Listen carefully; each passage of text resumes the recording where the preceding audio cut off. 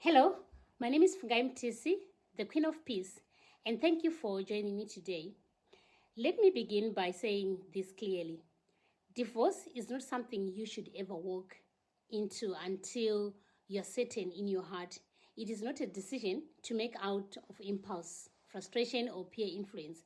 So divorce should only be considered when your heart, mind, and spirit have all agreed, when you're sure that you have done everything within your power to make the marriage and still the relationship cannot be repaired.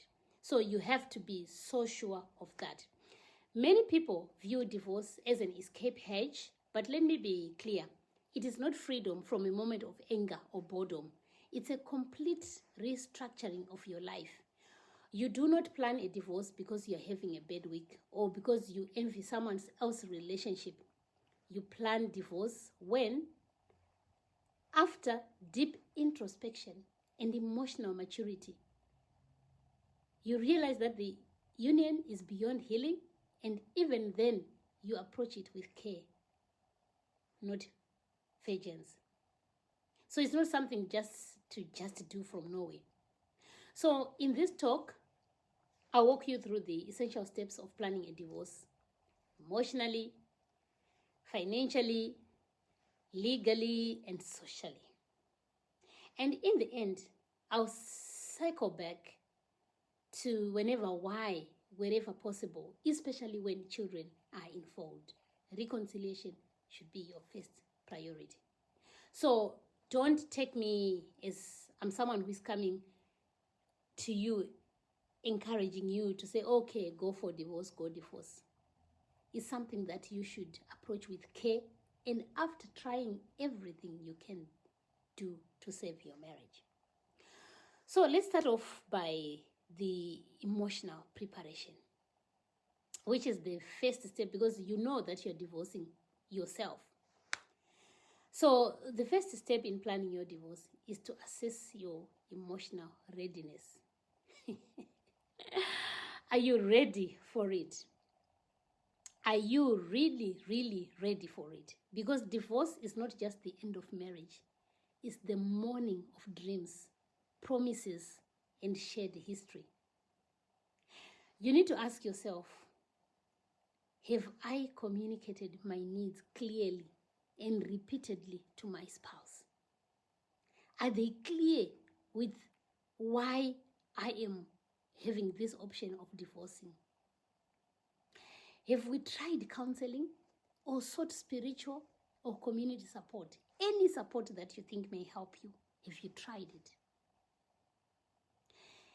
You need to ask yourself as well, am I choosing divorce as a last resort, not as revenge or escape?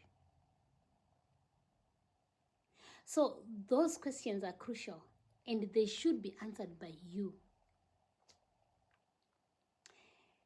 It is wise to journal your thoughts, speak with a therapist, or confide in a mature and neutral friend. Not anybody, but a mature friend.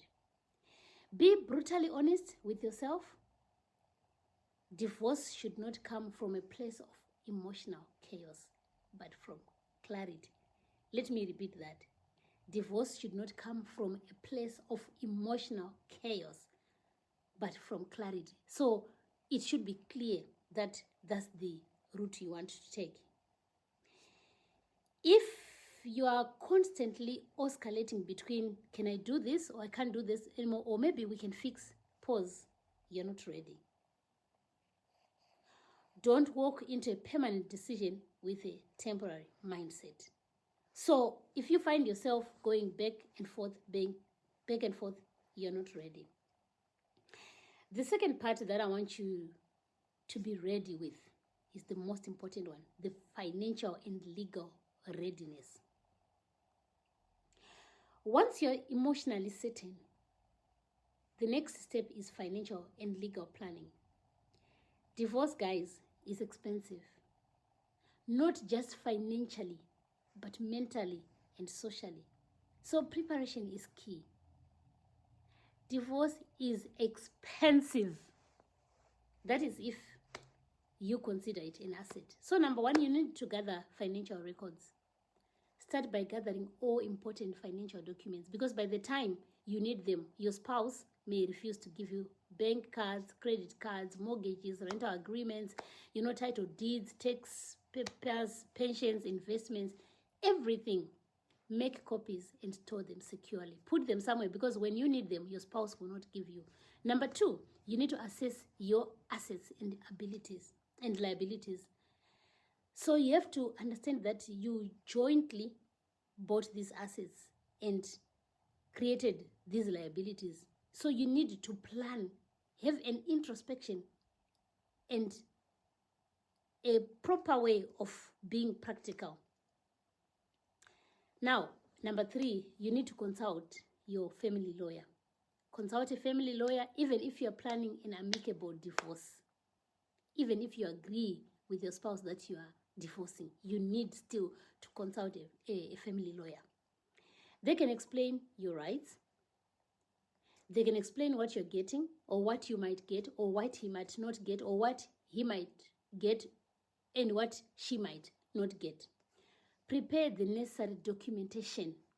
This is before you even start to do your divorce. Then get advice on custody laws. A lot of people, we try to use emotions. Oh, I'll take the children. Oh, I'll do this. But you need to prepare for that. Then protect yourself from the legal complications. It's all this in the planning. Then number four, which is part of that, is the financial independence. Whether you are the higher earner or not, divorce will affect your financial landscape.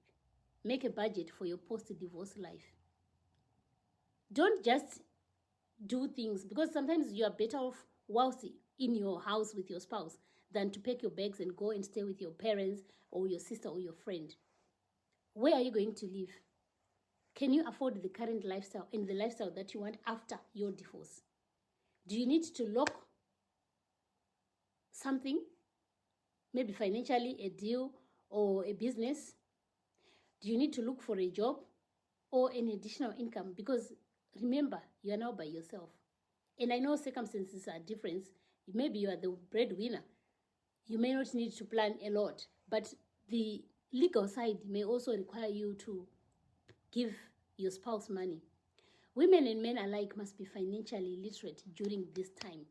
Relying solely on emotional arguments can leave you vulnerable in courts. And remember, courts are not looking at your tears. They are looking at facts. Then you need to prepare for custody and child support. And these discussions are crucial. If you have children, this part can be the most painful. You must prepare yourself to discuss custody, visitation rights, and child support, not as weapons, but as responsibilities. And this was one of the emotional subjects for me to tackle, because I used to look at my child, especially my son, the way he was so close to his dad, and to just think that, oh, at some point he will not be with him. It was hard.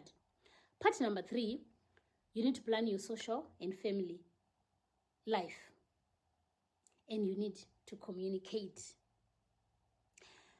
What I mean here is that divorce does not happen in a vacuum. It affects your family, your children, friends, and the community at large. So this is what I think should be done, and this is what I did. Firstly, you should tell your children. People say, oh no, don't tell the children, things like that. But believe you me, these children know about divorce. So telling your children is the first thing I did, and that I think you should do. If you have children, they must be told with care.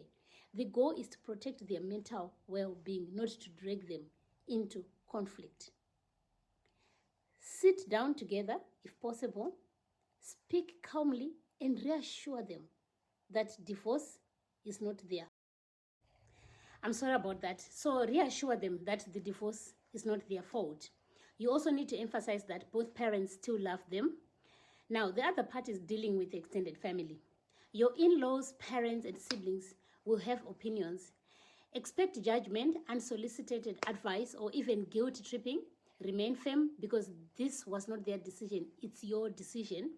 And we are prioritizing peace and stability. So whatever they think, that's their problem. You also need to learn to manage friendships and cycles. Don't engage in gossip or revenge narratives. Maintain your dignity. Encourage mutual friends to remain neutral, and accept some social friendships to fade away. Now, you need to learn how to empower yourself for the next phase. Once you have set the process in motion, the focus should shift to rebuilding. So you need to create new routines. Divorce disrupts routines, but now it's time for you to start new ones. New morning rituals, solo hobbies, time with children, physical health. You also need to seek support. Therapy, support groups, and even spiritual counseling can provide the strength to keep going. You're not weak for asking for help. You also need to protect your mental health. Expect waves of doubt, loneliness, and even guilt. This is normal. Just journal. You need to meditate and surround yourself with positive people. Some people will think you will take their husbands. Don't jump into new relationships too quickly. Heal first, process everything, learn what led to the breakdown so you don't repeat it. And you have to be aware that a lot of people think you're after their men. So before I end, let me say this, and please listen. Divorce is sometimes necessary, but it should never be your first option. And it should never be your easiest option. You get me right?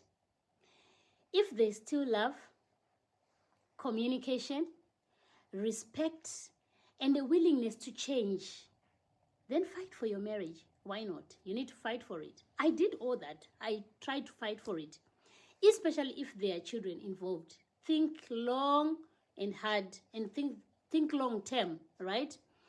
And when there's always children, the subject changes, but sometimes it's better to raise your children in a more peaceful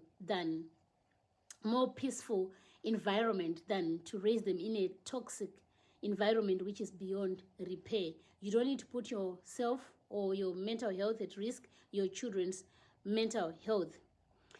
In the end, the most powerful stories are not those where two people never fight, but those where two people fight for each other and win. So in as much as divorce is an option, you need to make sure that you are ready for it, and that's what you need. You need to make sure that you plan for it financially, socially, emotionally, and you also need to prepare your children for that transition. Families who have an opinion, friends who have an opinion, but remember, it is about your decision. What is important to you? What you need? What is this saying to you? It's not a decision that you make out of arrogance, out of desperation, out of boredom. It's something that's going to twist and turn your life altogether and become you. So if you are wise and if you are a modern woman, you don't just do things because you are angry. You need to plan. Divorce, like any other aspect of your life, should be divorced. I hope this has helped those who are considering divorce, and I encourage you to work out your relationships, whether you are a man, whether you're a woman. Work out your relationship so that you can get the best out of you. I am always wishing that people stop having these differences. Always remember to remain to what made you to be together. That is what is important. Everything else is vanity, and everything else is a step closer to destroying you, and you are nothing without being a family. I hope this has helped you. And for those who are looking for a family solicitor who is efficient, who is good, who is mature, and who is not after money but after helping you to settle down your divorce with dignity and with that aura where you also get something, get hold of me on my emails, drfungaimtc@gmail.com, or hit my buttons so that you can contact me and we can talk. I'm more than willing to help you if you want some counseling, if you want someone to talk to, if you want someone to listen to. I've walked through divorce. It's not easy. It's difficult. It's doable, but sometimes it can actually be better than being in a toxic environment where things are not working out and your children, your relatives, everything else is falling apart. Divorce can actually be the best option. Until we meet again, thank you very much, and I want to hear what you think regarding this topic of divorce. Thank you very much. Bye-bye.